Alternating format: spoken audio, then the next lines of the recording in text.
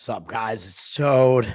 I am with you again late night. I figured I kind of just wanted to do this just for fun. Basically, this is not going to be a betting show per se. Really, it's not going to have any actual bets in it. But I figured I would talk about the college football playoff bracket just as a whole and like how I broke down my bracket. I don't know if I'm going to do this for like March Madness. Maybe I should, because March Madness is way more interesting than the college football one, which is only 12 teams. Which, by the way, I really think college football, I think it should be 16 teams, man. I mean, the 12-team format is just stupid because you get teams that win certain conferences automatically get a bye into the second round. And it's like, well, what if that conference sucks? Like the Mountain West, the ACC, the Big 12. I mean, sorry, but those conferences are not that good. And it's like you're going to give a bunch of those winners a bye into the second round. I mean, okay, like it just doesn't make sense to me. But I mean, it sets up, I guess some situations where you can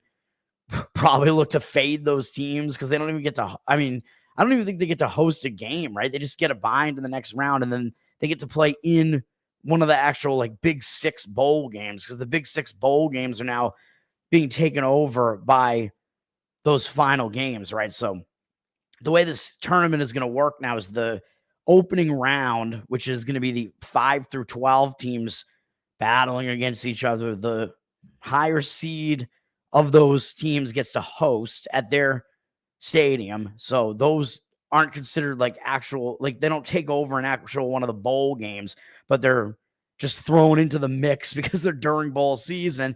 Charles, yes, I did go to the Celtics. What can you say about that? I mean, I said on my morning show, I said that they were not going to show up. I didn't expect them to lose the game outright, but I said that probably after that break, facing a really bad team, they were going to expect to show up and win the game, and that did not happen. They had a horrible shooting performance in the game. I still didn't think they were going to lose the game outright. I mean, it looked like they were going to just get away and escape with a win for the most part during that game. They had a lead, like built up to some extent in the second quarter, and that all went away. The Bulls hit like a ridiculous amount of three-pointers, man, like way more than you would expect. It was insane. And the Celtics had a very off shooting night. And then it just really unraveled at the end with a couple of bad calls. And the Celtics got teed up 3 times in the final like 3 minutes of the game or something because they were arguing when I'm pretty sure were bad calls. I mean, there was a couple of bad foul calls. There was that, I don't know what they were arguing on that jump ball call. Maybe they just thought that because Pritchard had tied somebody up and maybe they thought Pritchard had tied up a shorter player. I don't know what it was because I was up in the luxury boxes, so I didn't really see what the actual call was there, but the Celtics got a technical on whatever that was too, even though they did call it jump ball. And of course, Pritchard is not going to win a jump ball really, but they almost got that jump ball. Like it went basically past Porzingis and he could have actually had it. I don't even know what to tell you, man. Celtics had all of their players in the game. Like all of their starters were there. Porzingis was there. I don't know what else to say about that. No real excuse. I mean, other than that, they just really, I think they thought they were going to win the game easily. Zach LaVine is really like the only good player on the Bulls, and he destroyed them. Yep, that's right. It was a corporate event, man. I'm not allowed to disclose specific information about that.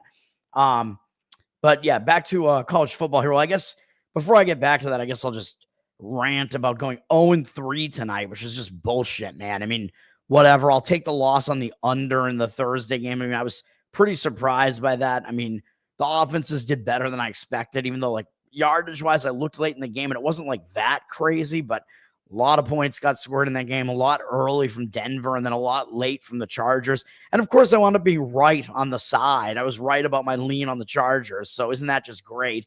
I think I was right on my almost NBA bet on the Clippers too. And I just didn't want to do it because it looked like the line was a little short there with Luka being out, but I'm pretty sure the Clippers won. Nate, what's up, man?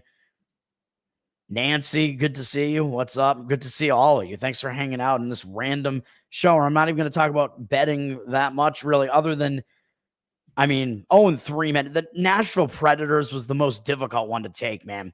The Nashville Predators, I'm pretty sure they dominated that game statistically. They were winning 3-1 mid-second period, like more than halfway through the game, 3-1.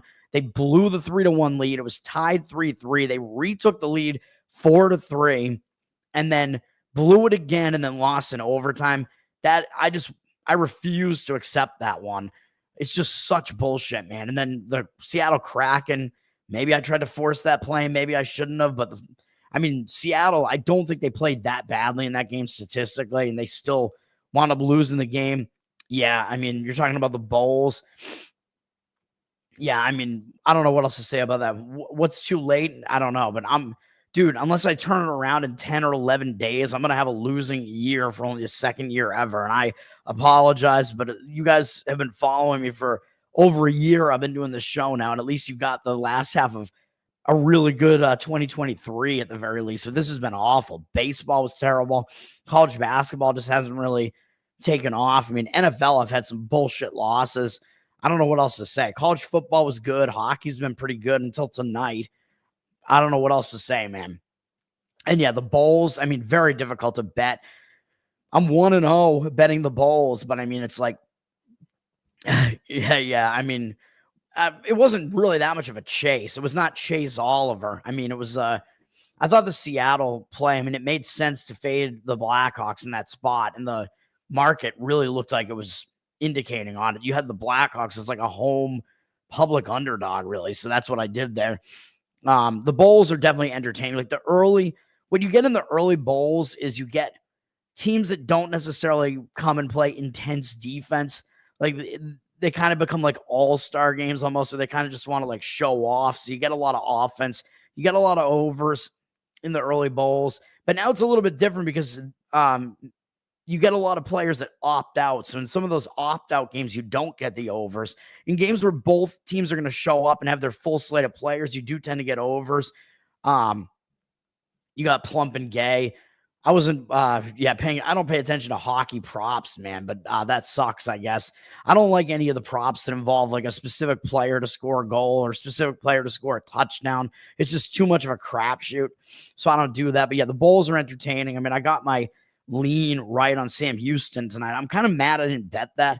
Actually, I mean, in all the bowl like pools and whatever, like picking straight up, I mostly just pick the favorites when they're above like a certain threshold. And that was the case with Georgia Southern. So I had them like straight up in a couple of pools at like somewhat low-ish confidence in the confidence one. But I did pick Sam Houston State to cover the 5.5 in the spread pool. And the line was down to 3.5 when the game went off. I'm kind of mad I didn't play Sam Houston State, man, because even though they had some opt-outs there, like I said, their quarterback Watson was still there, and he was there. He played well again, and they won the game. They had a good game. And they got their first bowl win in program history. And if you don't include like the 1960s, 50s, whatever the hell was going on back then, in the modern bowl era, Sam Houston just moved up to FBS a few years ago, and that was their first bowl win for their program, I'm pretty sure. So like I said, I thought that was going to be a motivating factor. Kind of wish I bet it. I was just hesitant because of the opt-outs. And then, of course, I almost got screwed by the reverse opt-outs last night.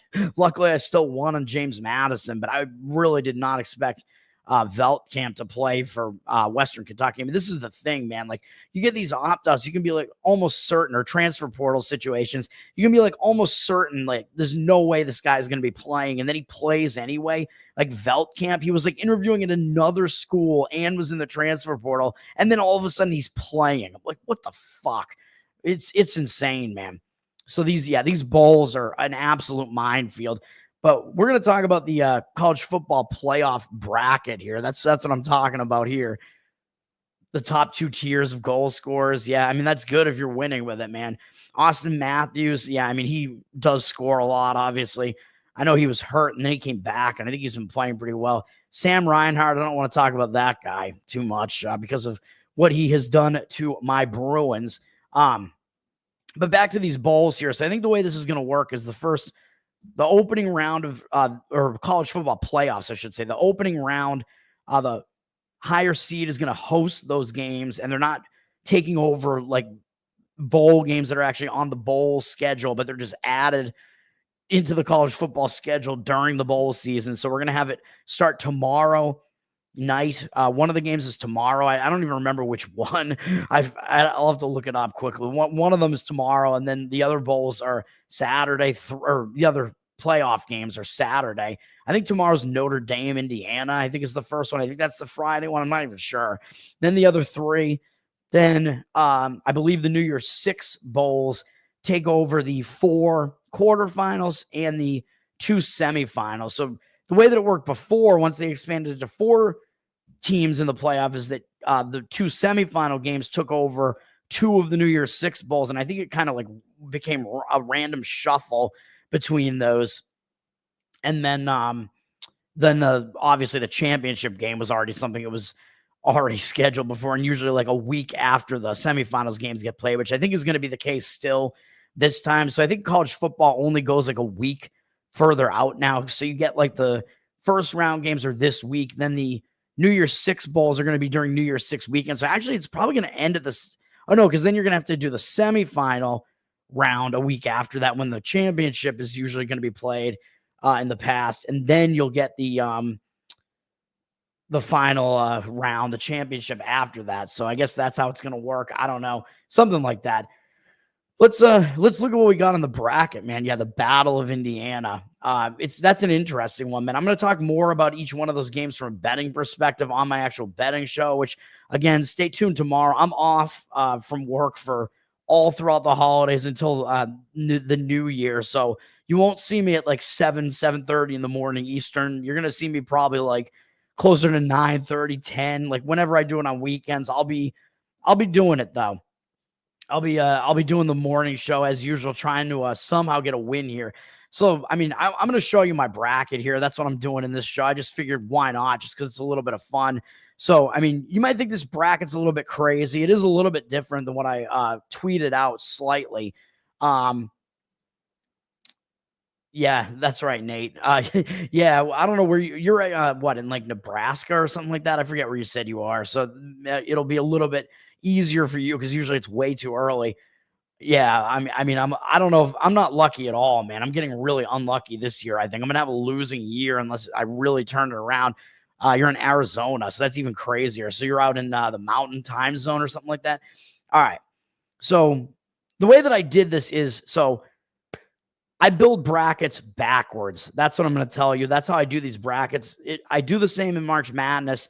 So it becomes like a game theory thing. If you want to try to like win in like larger pools or even like mid-sized pools, you want to try to differentiate your bracket a little bit. So you want to try to like fade the public essentially in these brackets.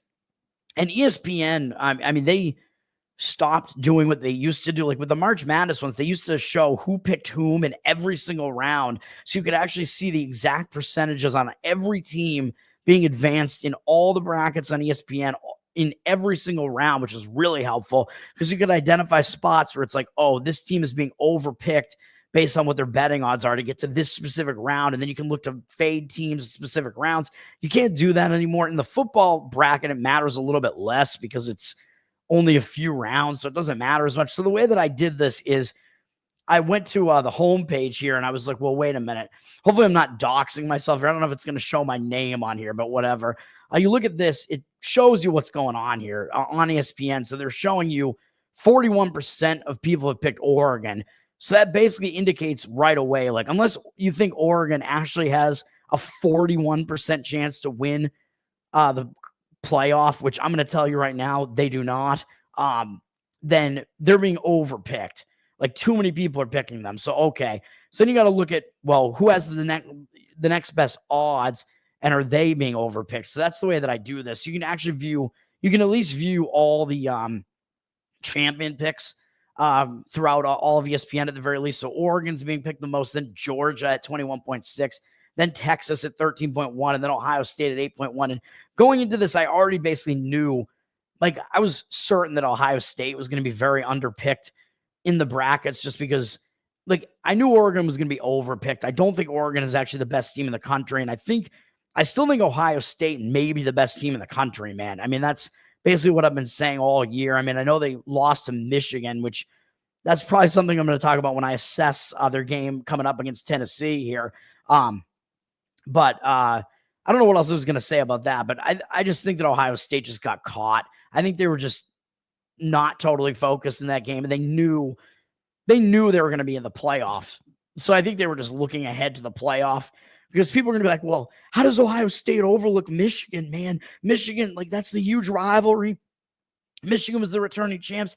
Yeah, but I mean, you got to think like Michigan. I mean, Michigan was a down team this year. They really weren't that good. I think Ohio State, yeah, they wanted to win, but I think Ohio State thought they could win that game easily, and they still, I mean, if you have the playoffs looming and you know you're going to be in the playoff, even if you lose that game, you know you're going to have one eye looking ahead to the playoff, man.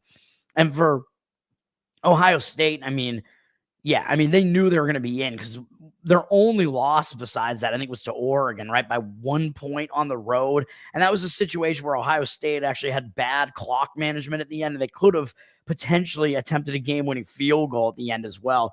Royal Deluxe, what's up, man? No, my name is not Charles. My name is, well, it's not Charles either, but it's not Toad either. Yeah, that's true.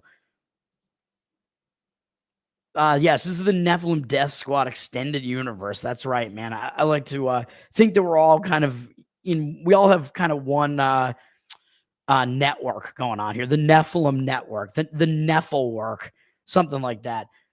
I don't even know anything about what's going on in Ohio. A state senator's trying to make it a felony to plant a flag in Ohio Stadium. I don't get what's going on there, but I mean, I guess nothing really shocks me at this point. So looking at who the most picked champions are, etc., I have DraftKings up with their futures here just because it's basically the easiest one to look at. I mean, most books have very similar odds. I mean, the books, even though, yeah, I tell you to shop around with odds, the books don't differ that much on odds like this. So let's look at this. So Oregon is at plus 360. That's their price to win the national championship. So that does not correspond to anywhere close to 41%. That's I forget. You can do the calculation if you want, factor in the VIG and whatever that the books add to this, but I can tell you right now that's not even close to 41%. I think it's closer to about like 16, 17% implied odds, something like that. And then look at who has the next best odds. Texas, same odds as Oregon to win the championship. And nobody's picking, or people are not picking them at anywhere close to as much as Oregon. They're only picking them at 13.1. So I said, yeah, I mean, that means Texas is actually being underpicked because they actually have like a 16, 17% chance to win. So I'm thinking, all right, it's got to be Texas or Ohio State because Ohio State's got similar, well, not similar. They're at plus 475, so a bit less. I think that's probably, I would have to look at the implied odds on that. It's somewhere closer, like a little bit over 10%, I think. And they're being picked at 8.1%. So I think it's kind of like pick your poison. So basically, I'm like, you want to take either Texas or Ohio State here if you want to differentiate your bracket. So I picked Texas because they have the same odds as Oregon, man. And they're being picked way less than Oregon. And they're being picked less than the odds even imply that they have. And if you look at Texas's path, I mean, Texas, so I picked my champion first. So I said, I'm going to pick Texas as my champion. And then if you look at their path, I think it actually really makes sense to pick Texas here, man. People are shitting on Texas, man. People are shitting on Texas's offense. Oh, what's wrong with their offense? What's wrong with Quinn Ewers? They can't beat Georgia, whatever. I mean, yeah, Georgia is a really good defensive team. I mean, we obviously know that. Texas, I still think Texas is not a worse team than Georgia. I mean, they did lose to them twice. I understand that. But I mean, man, maybe it's just a matchup problem or something like that. But Texas may not even have to face Georgia because Georgia's down on the other side of the bracket. I'll talk about Georgia in a second, but I think this sets up really nicely for Texas here, man. You got the first round game. They're a double-digit favorite in Austin, Texas. They get to play this game at home against Clemson.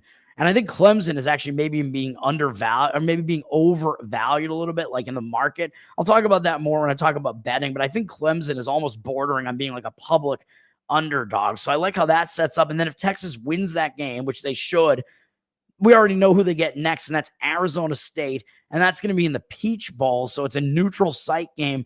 Texas is probably going to be a double-digit favorite in that game too, man. I mean, I know Arizona State, they've been hyped, but it's a situation where I also think Arizona State's way too hyped. And I think Arizona State would wind up being a very public underdog in that game as well.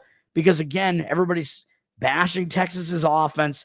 What's going on with Quinn Ewers, whatever. People are saying they might switch to Arch Manning. I don't even really care, man. I just think that that's causing Texas to be undervalued. The thing about Texas is not only is their path pretty awesome here, in my opinion, because they get double-digit favorite against Clemson. They're probably going to be a double-digit favorite against Arizona State if they get to this game. That's in Atlanta. And then if they advance through that game, they'll get either Ohio State or Oregon, most likely, off of a battle. I mean, whoever comes out of this game is going to be beat up, man. If this is Ohio State and Oregon, you know those teams are going to bash each other. Those teams are going to beat each other up. Ohio State especially, very physical on defense. So whoever comes out of that is going to just face a massively physical defense. And Texas is going to be coming out of a game where they just played basically a finesse team that doesn't play physical in Arizona State. And Arizona State's overhyped because of Skatibu, whatever his name is, Skater Boy.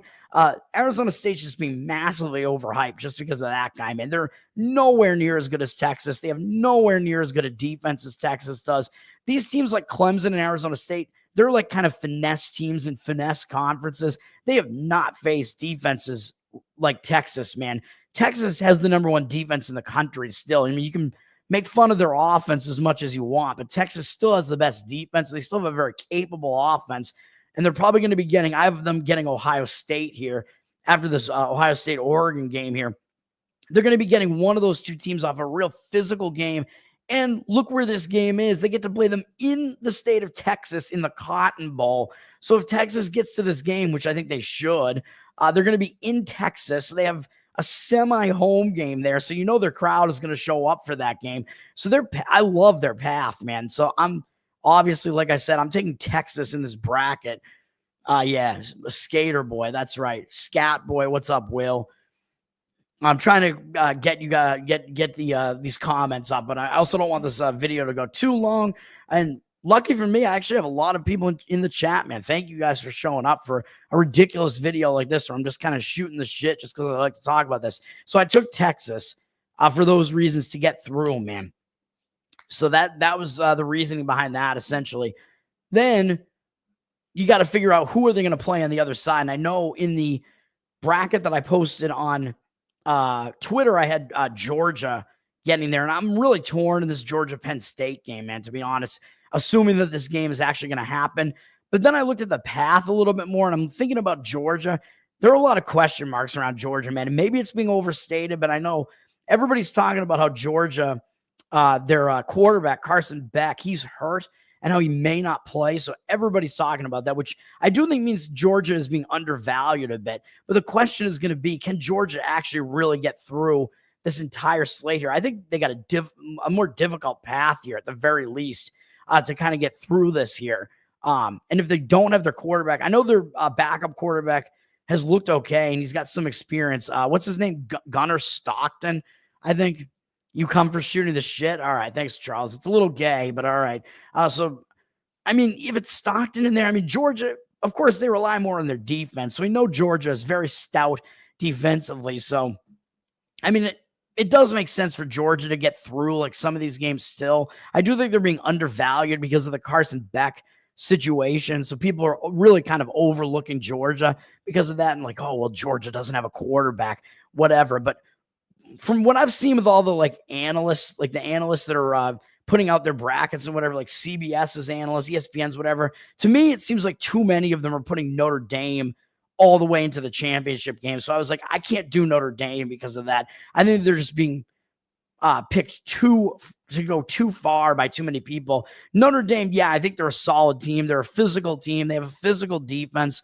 They have a good rushing attack. So I like all that. So the style of football that they play is good. Like they're built for playoff football for sure. But the problem that I have with Notre Dame is they've still faced a pretty weak schedule, man. It hasn't been as weak as Indiana's. Indiana's has been extremely weak, but Notre Dame, they really have not faced teams that are as good as like Penn State and Georgia, man. So Notre Dame, I mean, I just don't see it. I think in this game, if this happens, Notre Dame against Georgia at least is going to have a bye to try to get a little bit healthier. And I think Georgia probably is going to be undervalued a little bit because of the Beck situation. So that's why I took Georgia there. And initially I took Georgia to go through, but then I thought about this and I'm thinking Penn State really has an easy path here, man. I mean, they're going to get SMU in the first game, which is on Saturday. It's a noon game, so it's not going to be one of those crazy, like ridiculously cold whiteout night games for Penn State, but it is still going to be cold. Penn State's going to be playing. I mean, this is in Penn State. It's in Happy Valley. It's going to be cold there. And SMU, they're not used to playing a defense as physical as Penn State's, and they're not used to playing cold temps like this either, man. So I think SMU has a lot of disadvantages there. Penn State's a pretty big favorite for a reason. So I got Penn State advancing, and then Penn State, if they advance through that, is going to get Boise State.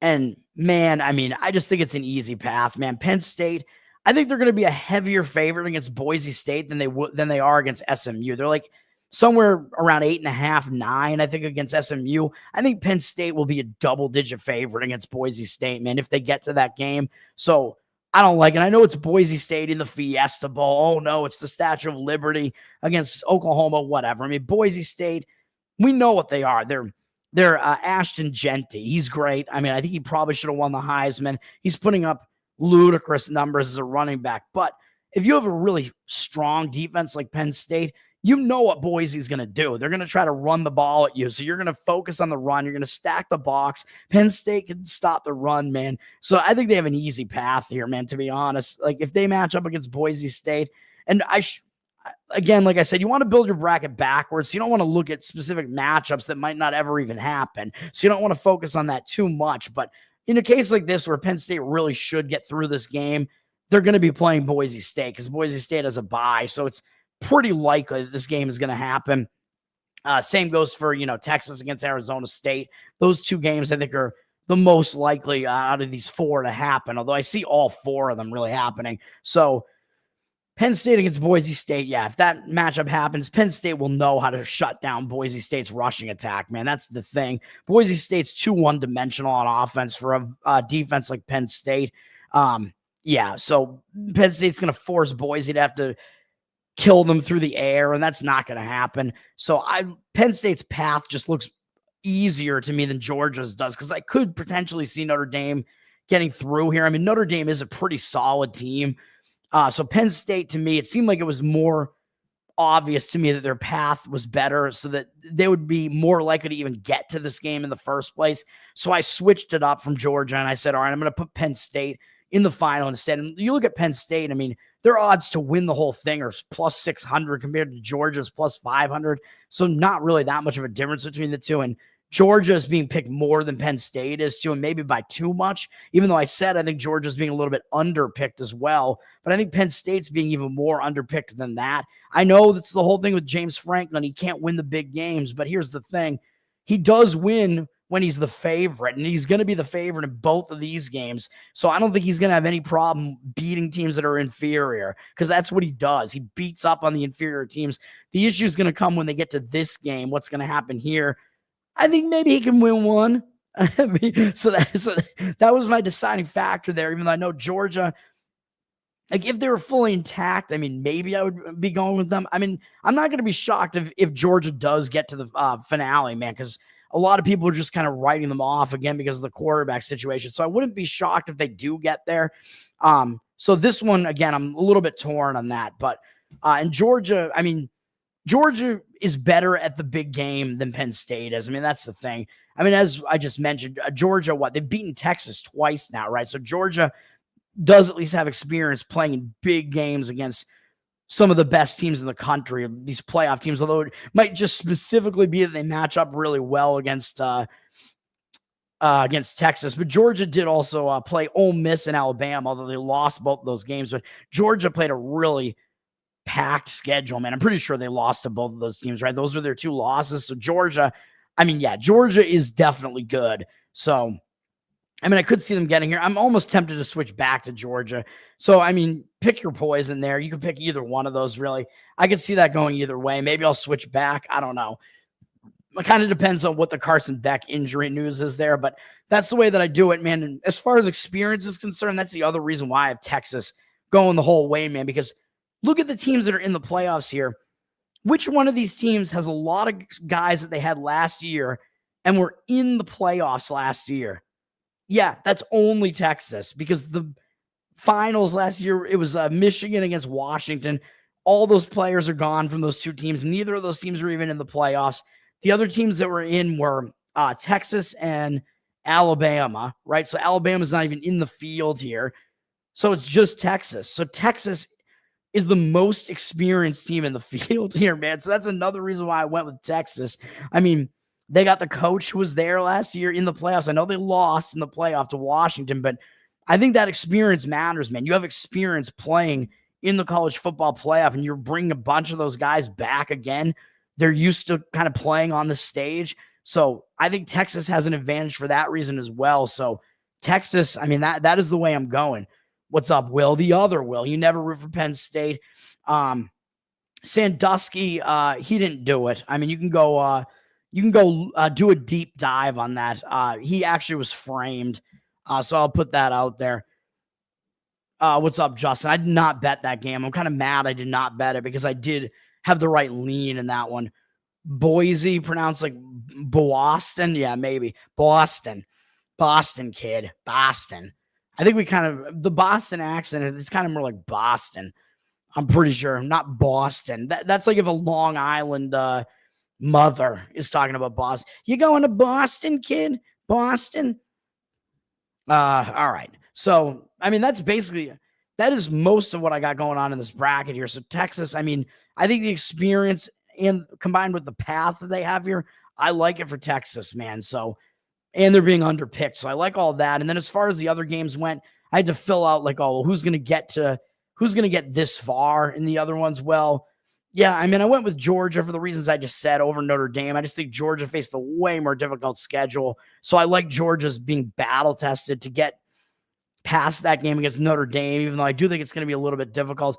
And then Ohio State, Oregon is kind of the other like switch game here, where if this game happens, everybody's picking Oregon, man. I mean, Oregon's the number one ranked team. So many people are picking Oregon, and I'm saying that I don't think you should do it. I think Oregon's being overrated, and I think Oregon, I mean, they're not really experienced playing in, at this level, really, even though, yes, they are good. They have one of the best offenses for sure. I think their defense is a bit vulnerable. I mean, we saw that against Penn State. I mean, Penn State put up a lot of points against Oregon. And when Oregon steps up in class, they give up points, man. They gave up a lot of points to Ohio State. They gave up a lot of points to Boise State. So their defense is not one that's like totally insurmountable or whatever. They're not an invincible defense. So Ohio State, if this happens, I like Ohio State in the rematch against Oregon, man, because I think it's going to be like Ohio State's going to be the team that has the adjustments to make. Everybody's looking at, well, Oregon beat Ohio State already. Yeah, but it was in Oregon, and it was a 1-point margin of victory there. And like I said, Ohio State with Will Howard there. I mean, yeah, both of these teams have experienced quarterbacks too, as far as like they played in college football for a while. But again, what happened at the end of that game, Will Howard, there was some clock mismanagement there, and they could have gotten a game-winning field goal attempt off, and they mismanaged the clock and were not able to get that field goal attempt off. And that was at Oregon, which is, I said that was going to be a difficult spot for Ohio State to have to go out to the Pacific Coast and play in Eugene, where they don't usually play. Well, all right. Well, this game is not in Eugene. Yeah, it's on the Pacific Coast, but this is the Rose Bowl, man. They're going to have a lot of preparation time for this neutral site game. Ohio State, I mean, both teams are going to travel, but Ohio State, I mean, they got a fan base everywhere, man. They're going to have a lot of fans show up for this game. I mean, the Rose Bowl is not really something unfamiliar because like one of the Big Ten teams gets into the Rose Bowl every year. Sometimes it is Ohio State. Although Ohio State also, I mean, their program is just really used to playing in playoffs too, and they're getting back there.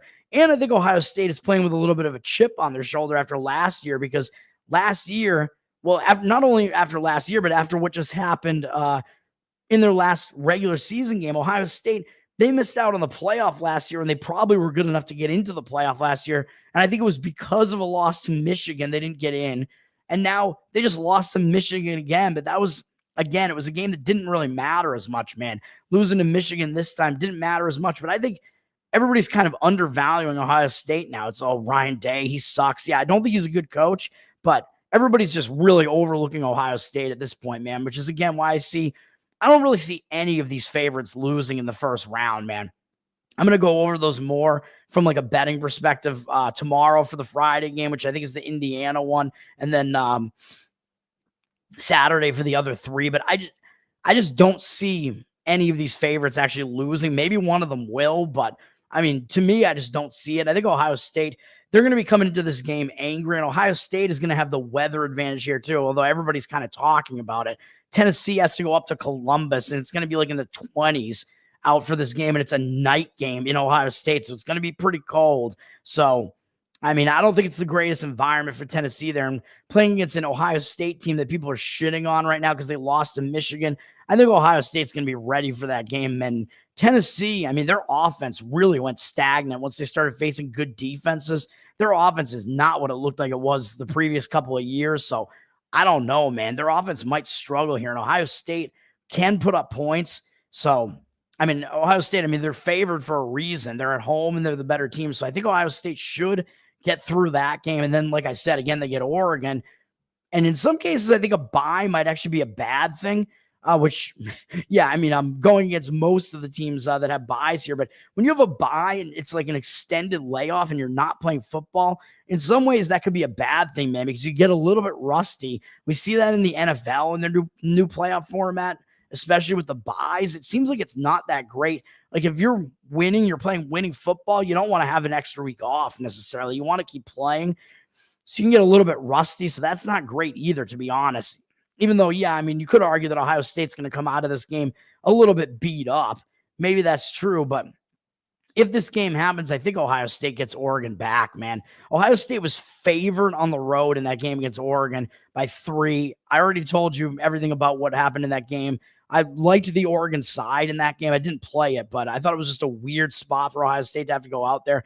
This is going to be a much different spot. And Ohio State saw Oregon once. They'll have the adjustments to make. And Oregon gave up a lot of points to them, man. Like I said, Ohio State was able to score in the 30s against this Oregon team. So when they're stepping up and playing offenses that can actually score, they're not doing that well. So I like Ohio State to get through that game. So that was the switch there. And plus, you know that if this game happens, you know the public is going to be taking Oregon for the most part to win that game. And you're probably going to see Ohio State be like a 4-point favorite in that game would be my guess or something. I mean, they were 3 on the road. So really they should probably even be like 6 in this game. Although I don't think the odds makers are going to be able to put the line that high, but Ohio State will be a favorite in that game. You know, Oregon's going to be a dreaded public underdog in that game. That's what's going to happen there. So that was the decision I made there. And then, like I said, I mean, I think the only one of these games I didn't really talk about yet was Indiana Notre Dame, which is tomorrow. I'll talk about that tomorrow morning from a betting perspective as well. I just think Indiana, I mean, they faced an incredibly weak schedule this year, man. Indiana, I mean, the only like defenses that were physical at all that they played were Michigan and Ohio State. And we know what happened in those games. Indiana's offense got completely shut down pretty much in both of those 2 games, man. They did not do well when they had to step up and face a good defense. And, oh, yeah, Notre Dame does have a good defense. It is an interesting matchup with these Indiana schools here that I think they haven't played each other since like the 90s. I think Indiana has not won either at Notre Dame or against Notre Dame since like the mid 1900s or something. So you'd be defying history if you thought Indiana was going to pull off the upset here. I don't think they will. I mean, Notre Dame is more experienced. They have the better defense. They're the more physical team. And it's going to be cold there. And I kind of see Indiana as more of a finesse team, even though they should be used to the cold as well because they're an Indiana team. But playing in South Bend in the cold with a Notre Dame team that plays physical defense and likes to run the ball, I mean, that just seems like it benefits Notre Dame to me in that game, man. So that's the way I see that game going. And that's pretty much it, man. You think Notre Dame is going to surprise people more than my Alaska video? All right. I mean, I just think too many of the like talking heads have Notre Dame like getting to the championship game, man. So I just had to kind of fade that sentiment a little bit. Like something tells me like Georgia just has too much experience in his face. Like they will wind up having to face Georgia if they get through Indiana. So, I mean, yeah, something just tells me, man. I mean, Georgia, like I said, they faced a gauntlet, and Notre Dame didn't face that difficult a schedule this year. It was more difficult than Indiana. I mean, Indiana faced an unbelievably weak schedule. Like Indiana, they were a favorite in almost every game. They played almost no bowl teams. I think, yeah, I don't even know. I forget what the stat was on that, but Indiana played like one of the 30 weakest schedules in all of FBS football. So I don't see that, but Georgia faced one of the most difficult schedules. So they faced a significantly more difficult schedule than even Notre Dame did. I mean, Notre Dame isn't in a conference. They're independent, so they have to try to schedule big games. They did face a few big teams. I think they faced Texas A&M, and I forget who else they played, but I mean, their schedule was not at the level of like a Georgia, let's say. So that's kind of why I did that. And that's really it, man. I mean, that's my bracket. You can like it or not. You can diss it. I'm not really a bracket guy necessarily, although I like I said, I know how to kind of game theory it and try to do it and try to, pick spots to kind of go against the public, where I think picking Ohio State over Oregon is one big spot to do that. And I think picking somebody other than Oregon to be your champion is another spot to do that. Urjo, I mean, I like hockey as far as a sport, and I've been doing well betting hockey, but I actually think I prefer betting basketball. I like March Madness and whatever. You're going to bet on Ohio or Ohio State? I mean, Ohio's the University of Ohio is playing one of the bowl games coming up, and I don't mind Ohio in that game, but I'll talk about that when it gets to it. Dirty sock, what's up, man? I don't want to know why your sock is dirty, man. Don't tell me, please. Justin, I do not bet college baseball, man. Toad's hot takes. Yeah, I mean, I had suggested that as maybe a hot sauce review podcast name, but I'm sure probably hot takes is already a name that's out there that's being used. And yes, Quinn Ewers is indeed a wild card, which I think is causing people to overlook Texas, man. I mean, Texas, they still have a really good defense. They can't beat Georgia, but it seems like they do all right against everybody else. So, I mean, the odds makers are telling you something with lining Texas with the same odds to win the whole thing as Oregon. So, odds makers are telling you something. Texas does have the number 1 ranked defense by a lot of metrics, and they just gotta get that offensive situation under control a little bit. I think it's being overstated a little bit, man. And they got 2 pretty good experienced quarterbacks there. So I'm not even sure it's going to matter which one of those 2 is out there, to be honest. I mean, it almost seems like Alabama. I forget if Alabama won, though, when they had the Hurts versus Tua situation a while back. I don't even remember what happened, but didn't they like put one in instead of the other or something? And everybody was like, what the hell are they doing? And then they won the championship or something like that. I don't know. I forget. It was something like that. But this just kind of almost reeks of that to me, which kind of makes me like Texas as well. You left me a pod name ideas. I'll have to go back, man. I'm not really good at keeping up with the comments on the videos on this channel, but that's going to do it for me, man. I figured I would just talk about my bracket here quickly. And I got to go watch some NFL professional handicapping videos here just to get my thoughts in order, because I got to do my NFL video. I always do it Saturday night, so I will still do that. I did see that, yes, dirty sock. Marshall, their coach bailed, all the players bailed, and they didn't even have enough players to field a team. Marshall, I've been talking about how they're really overrated anyway. Like, Marshall was the team that got outgained in almost every one of their wins this year. I don't like that Marshall team at all. But now they pulled out completely, and now it's going to be Louisiana Tech is taking their spot. Louisiana Tech, not a good team, and probably not used to having to – well, I don't know. Is Louisiana Tech in the same conference as Army, actually? So maybe they are, actually. Oh, no, Louisiana Tech is probably in the Conference USA, right? So they're not in the American. I get those 2 confused because USA, American, it's the same thing. So Louisiana Tech's probably not used to facing a triple option like that, so – they might struggle against Army. I know Army's a huge favorite in that game against Louisiana Tech. They would have been a huge favorite against a dead Marshall team too. Problem is Army going to show up after I think their bowl game was really that Navy game, but Navy did like bounce them pretty bad. So maybe Army will be kind of pissed and think, well, we have one more shot to get another win here, so let's like bounce back and play better. I mean, I could see Army maybe doing that too. I will tell you, I don't like Navy in their bowl game against Oklahoma. I don't know what's happening in that game, though, because I saw that get pulled off the board. It was like Oklahoma was going to be like a 7-point favorite, and it came down. So I don't know what's going on there. I don't know if their players opting out or what, but Navy, I mean, beating Army was like their season, man. I think they won the Commander-in-Chief trophy with that win.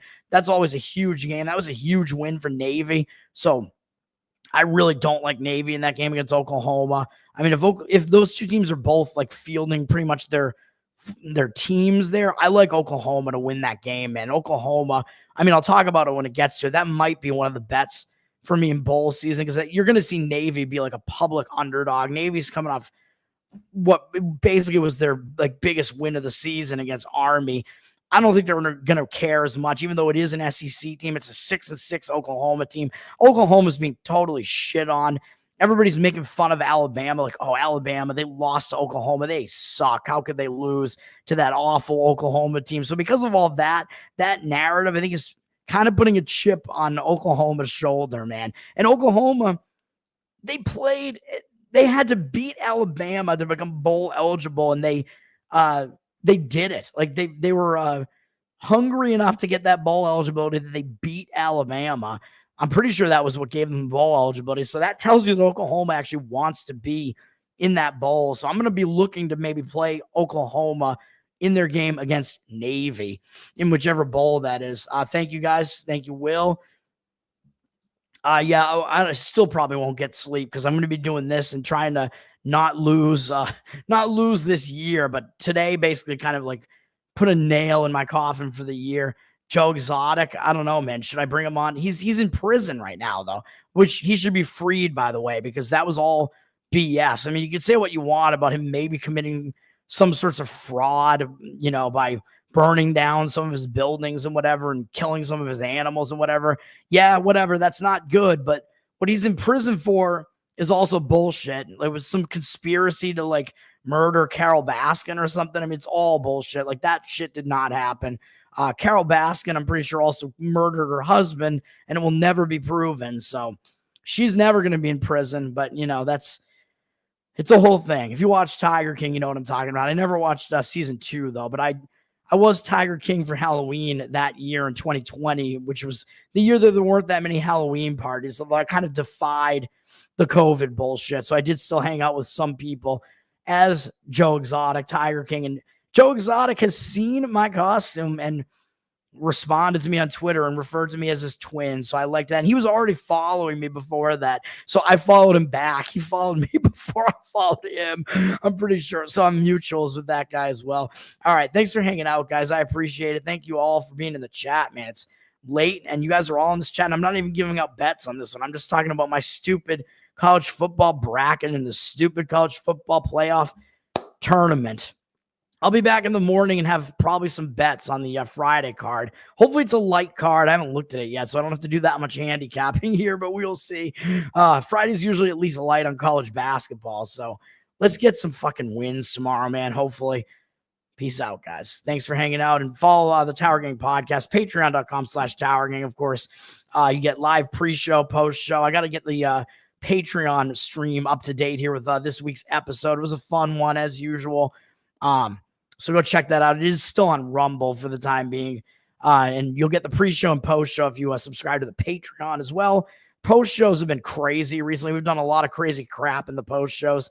So you can check that out as well if you subscribe to the Patreon. I'm Tower Gang Toad on Twitter. Tower Gang for life. Thank you. Thank you, guys.